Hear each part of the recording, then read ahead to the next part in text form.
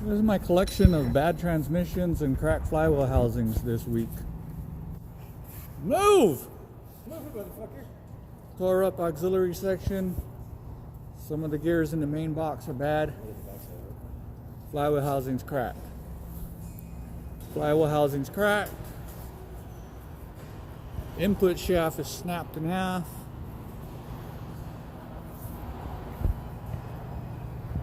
Clutch is blown up.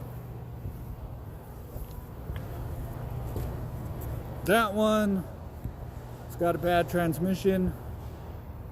Over there,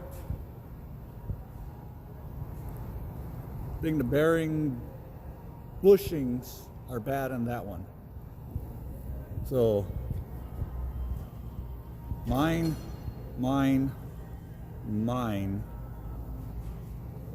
and then the other one outside.